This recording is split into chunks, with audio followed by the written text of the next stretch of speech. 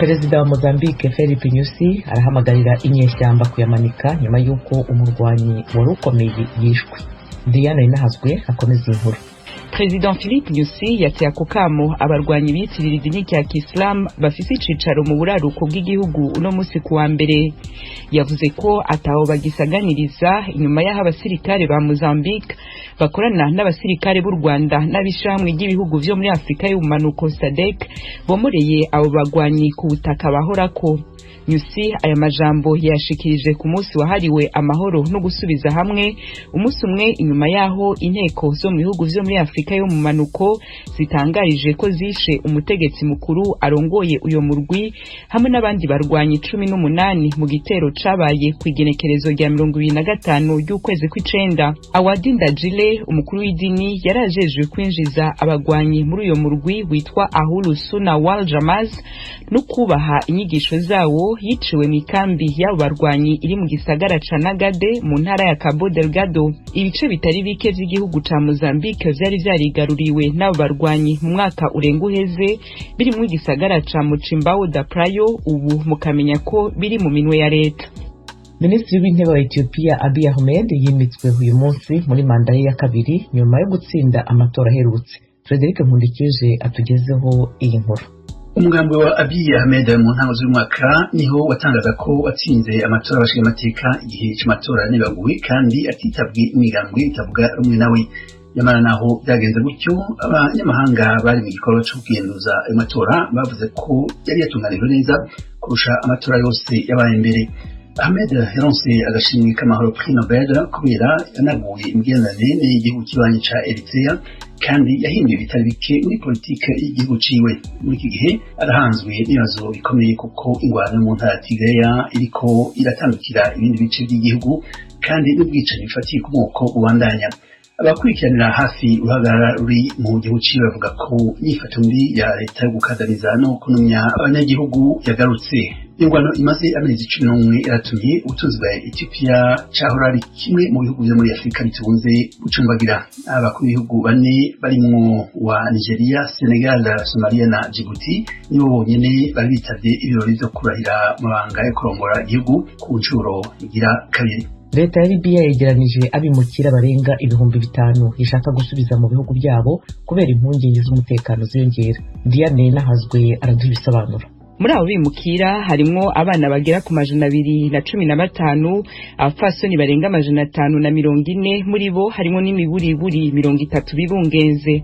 Ishirahamwe mpuzamakungu ONU ritanga ivyo biharuro rikavuga ko umuntu umwe ari we yaguye muri urwo ruhigi rw'abimukira bagwiriyemwo abadafise uburenganzira bwo kuba ku butaka bwa Libya n'abinjiye muri ico gihugu binyuranije n'amategeko.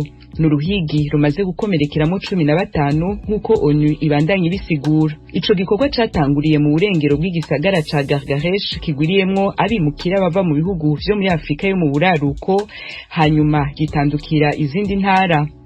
Abategetsi ba Libya bakavuga ko ari gikorwa kigamije kurinda umutekano w'igihugu, gukumira abimukira ku butaka bw'ico gihugu binjirayo bidaciye mu mategeko no kugwanya urudandazwa rw'ibiyayuramutwe. Umuyobozi ajeje ibiro vy'ishamwe mpuzamakungu yitaho imbabare mu gihugu ca Libya, Georgette Gagnon, yanebaguye iyi ngingo ya Libya asigura ko hari abimukira bakubaguwe bagakubitirwa mu mazu yabo kandi atabigwanisho bari bafise. Ibiro vy'ishamwe mpuzamakungu bijejwe abimukira OIM mu mpfunyapfunyo navyo vyasohoye raporo no musi kuwa mbere ivuga ko abimukira 5,152 aribo bamaze guhagarikwa kuva ku munsi wa gatanu muri Libya yose. Igihembwe cyo gutanga ibihembo byitiriwe Nobel muri uyu mwaka cyatangiye none. Cyabimburiwe n'igihembo cyo mu buvuzi Prix Nobel de Medicine cyegukanwe n'abanyamerika babiri, David Julius na Adam Potapusian, umunyamerika ukomoka muri Libani. Tim Ishimwe araduha ibindi bisobanuro. Ikigo cya Karolinska cyo muri Sweden gitanga iki gihembo kuri uyu wa mbere cyavuze ko Julius na Potapusian bagihawe kubera ko bavumbuye uburyo bwo gupima umuriro wo mu mubiri w'umuntu ndetse no kugabanya ububabare. Iki kigo cyagize kiti ibyavuye mu bushakashatsi bakoze byatumye twumva uburyo ubushyuhe, ubukonje n'ubundi buryo umubiri ukora bituma tubasha kumenya ibintu bidukikije. David Julius w'imyaka 65 yavukiye mu mujyi wa New York, kuri ubu ni umwarimu muri kaminuza ya California mu mujyi wa San Francisco aho akorera ubushakashatsi. Yavumbuye kandi ko uruhu rw'umuntu rufata ubushyuhe bishingiye ku kuntu ingirangingo zivugurura. Yatanze kandi urugero ku rusenda aho umuntu rurya agera kumva ashyushye ariko ubwo bushyuhe akemeza ko atari ubushyuhe nyabwo. Potapochian we w'imyaka 54 yavukiye muri Liban ku babyeyi bakomoka muri Armenia. Azwiho kuba yarakoze ubushakashatsi ku mikorere y'ingirangingo n'ingirabuzima fatizo. N'umwarimu mu kigo cy'ubushakashatsi Scripps Research mu mujyi wa La Jolla muri leta ya California. Aba bashakashatsi bavuze ko bizeye ko imwe mu ngamba bafite mu bikorwa byabo ari ukuvumbura uburyo bwo kuvura indwara zizwiho kuba zidakira. Ejo kuwa kabiri hazatangazwa uzahabwa igihembo Nobel cy'ubugenge. Urugaga mpuzamahanga rw'abanyamakuru rwatangaje ukuntu abategetsi n'abanyemari bo ku isi bajya guhisha imitungo yabo mu bihugu igasorerwamo. Iyi nkuru nayo murayigezwaho na Frederic Nkundikije. Abantu amajana n'amajana barimo abakuru b'ibihugu, abanyapolitiki bakomeye, abanyamatungo, abantu bakirangiranwa, abakuru b'amadini hamwe n'abadandaza ibiyayura umutwe bamaze imyaka irenga 25 banyegeza amafaranga bakoresheje mu kugura ibizu binini, amazu ari ku nkengera y'ibiyaga n'amabahari hamwe n'amato yo kunezerwamwo. Ivyo biri muri raporo y'impapuro zirenga miliyoni 12 z'amashirahamwe 18 yo ku isi yatohoje ayo makuru, nk'uko bitangazwa n'itorokanizo ry'amakuru y'abanyamerika Associated Press. Iyo ni raporo yashizwe abona ejo ku munsi wa Mungu n'ishyirahamwe ry'abamenyesha amakuru 600 bakorera ibinyamakuru 115 byo mu bihugu 17 banonosoye ivyerekeye amatohoza. Iyo raporo yiswe Pandora Papers kuko ishira habona nyifato y'abategetsi hamwe n'abanyuzwe na ruswa yigeze kuvuga ukuntu abo bantu bakoresha amakonti yabo mu mahanga iyo banyigeze amadolari aharurwa mu matiriyoni batunze. Mu banyapolitiki bari mu mabanga yabo n'abayavuyemo 330 badumwe ko urutoki muri iyo raporo harimo amakonti y'ibanga y'umwami wa Yordania King Abdullah wa kabiri, wahoze ari umushikiranganji wa mbere w'Ubwongereza Tony Blair, umushikiranganji wa mbere wa Repubulika Czech Andrej Babis na perezida wa Kenya Uhuru Kenyatta. Harimo kandi perezida wa Ecuador Guillermo Lasso hamwe n'abakorana n'umushikiranganji wa mbere wa Pakistani Imran Khan n'abakorana na perezida w'Urusiya Vladimir Putin. Iyo raporo nshasha isa n'iyindi yatangajwe mu mwaka wa 2016 yiswe Panama Papers, nayo nyene yashizwe ahabona n'iyo murwi wamenyesha amakuru. Ayo yaramwe mu makuru avugwa hirya no hino ku isi. Barakoze bagenzi bacu bayatugejejeho. Ni kuri radio yanyu Ijwi ry'Amerika i Washington DC mu Kirundi n'Ikinyarwanda. Mwakurikira kandi ibiganiro byacu ku rubuga rwa internet kuri wa3.radio-yacu.com. Noneho mu karere k'ibiyaga bigari bya Afurika. Mu Burundi leta yafashe icyemezo cyo kwirukana mu kazi abakozi bayo bo mu butegetsi baharitse abagore babo bisezerano. Ibindi kuri iyi nkuru tubibaze mugenzi wacu Eloge Wirikaneza ukorera mu biro by'Ijwi ry'Amerika i Nairobi muri Kenya. Umushikiranganji w'intwaro hagati mu gihugu yarandikiye baburamatari bose abasaba kugira urutonde rw'abajeje intwaro bubatse bidaciye mu mategeko canke abaharitse. Ihangiro no kubakura mu mabanga ubwo nyene. Iryo kete ryashizwe ku mukono kwa 20 ukwezi kw'icenda guheze rikamenyeshwa umukuru w'igihugu, umushikiranganji wa mbere n'abandi bashikiranganji, ryabonywe n'abo ritari rigenewe na twebwe turimo. Umushikiranganji Gervais Ndirakobuca avuga ko afise amakuru y'uko inyifata itabereye igirwa n'abajeje intwaro ishobora guhuvya abanyagihugu. Mu makoraniro tugirana n'abanyagihugu haravugwa ko hari abajejwe intwaro bafise abahabara canke bubatse bidaciye mu mategeko, kandi leta yarafashe ingingo zo kubuza iyo nyifato mu gihugu cose. Niko dusoma muri iryo kete. Umushikiranganji avuga ko umurongozi ategerezwa kuba afise imico myiza, akaba akarorero kandi akaba yizewe. Kugeza iyi nkuru twayitangaza, umushikiranganji ajejwe intwaro hagati ntaco yari bwabwire itangazamakuru ku vyerekeye insiguro zindi kuri iryo tangazo. Mu gatondo ko kuri uyu wa mbere vyari vyavuzwe ko igice ashikirije kuri radio na televiziyo z'igihugu, ariko ivyavuye biba. Ijwi ry'Amerika naryo ntiryashoboye kuronka yaba umuvugizi w'ubwo bushikiranganji canke umuyobozi mukuru ajejwe ivy'intwaro yo hagati. Baburamatari nibo bahawe igikorwa co kuraba ahari abatware bakorwa ko n'iyo ngingo kandi bace babahagarika. Mugabo nta kintu bazomara mu bihano kivugwa. ariko iyo ngingo harabayibonamwo amahinyu. Abajeje intwaro ku rwego rwo hasi batowe n'abanyagihugu bashizwe mu minwe ya baburamatari.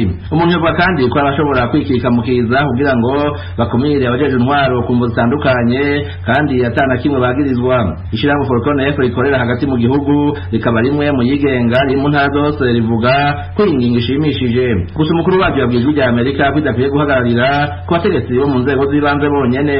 Jean Bizimana uko niko bitwiganira. Tubwamwe tuvuga duti ni vyiza ariko tugasaba ko iyo ngingo itaraba mu stanteri gusa iraba no mu bindi bisata by'ubuzima bw'igihugu, ni kuvuga baba matari baba badeje mushikanganje eka mbere kuduga gushika hejuru. Tugasaba kandi ko no mu bindi bisata mu nama y'amateka, ingingo z'amateka, presidence n'ibindi naho nizo ngingo dusha zishikayo kugira ntagire uzobona ko yarenganijwe ukuye mu stanteri cyangwa ku rundi muntu. Hariho mu zindi nzego abandi bantu bafise abo bagore cyangwa babarenza, twibaza ko mu ico gihe ho habaye ndi twita ikimenyane canka mwana wa mama. Ubundi bwizwa shingiro n'itegeko rigenwa n'imiryango ntivyemerera umugabo kubakana n'umugore arenze umwe.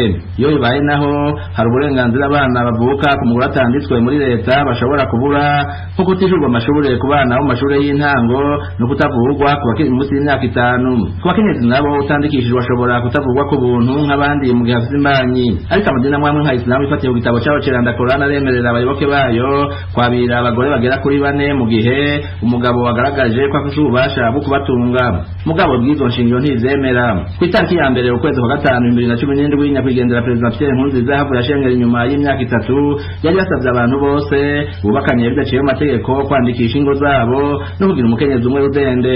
Uwo mwaka nyene mu kwezi kw'indwi wahoze ari umushikanganje w'intwaro yo hagati Pascal Barandagiye yategetse n'abayisilamu kwisunga ayo mabwiriza yo kwarira umugore umwe gusa no kureka abandi bose ku bafise benshi bakandikisha umwe wenyene. Eroje Wikaneza, Ijwi rya Amerika. Mu Rwanda Minisiteri y'Uburezi itangaje amanota y'ibizamini bisoza amashuri abanza n'ay'icyiciro rusange cy'amashuri yisumbuye. Abanyeshuri basaga 60,000 bazasibira kuko batagejeje ku manota abemerera kwimuka. Asumta Kaboyi abaye inkuru irambuye. Amanota yashyizwe ahagaragara kuri uyu wa mbere nayo abanyeshuri barangije umwaka wa 6 w'amashuri abanza n'ay'icyiciro cya mbere cy'amashuri yisumbuye. Abana bo muri ibi byiciro batsinze 20 barushije abandi bahembwe mudasobwa. Uyu ni umwe mu bahembwe bigaga mu ishuri ribanza riri i Muhanga mu ntara y'Amajyepfo. Nabaye wa kane, nishimye cyane, bamembye laptop positive. Narasenze ndaniga cyane, n'abarimu baramfasha no mu muryango baramfasha kwiga bakajya mu mwanya nk'iyi. Hari hashize imyaka isaga 10 umwana wese urangije icyiciro ahita yimurwa mu kindi hatarebwe mubare w'amanota yagize. Ni ikintu kitavuzweho rumwe n'abarezi ndetse n'abize kera bavuga ko kwimura umwana udafite amanota ahagije bikurura ubunebwe mu banyeshuri. Hari n'abataratinyaga kuvuga ko usanga ariyo mpamvu abanyeshuri basigaye basoza amashuri ariko bafite ubumenyi buke. Kuri iyi nshuro Minisiteri y'Uburezi yatangaje ko yasubiye kuri iki cyemezo igendeye ku byari biherutse kuvugirwa mu mwiherero w'abayobozi bakuru b'igihugu.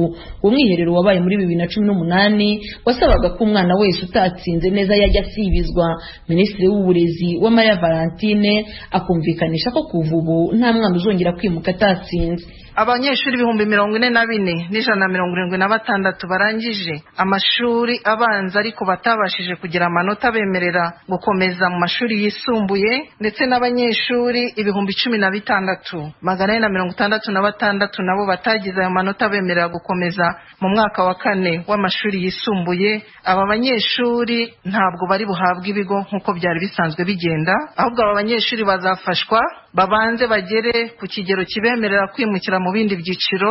Ni umwanzuro washimishije cyane abarezi batangaje ko kongera gusibiza abana bizatuma abanyeshuri bongera gukunda kwiga no kugira ishyaka. Uyu ni umwe mu barezi bigishiriza mu mujyi wa Kigali.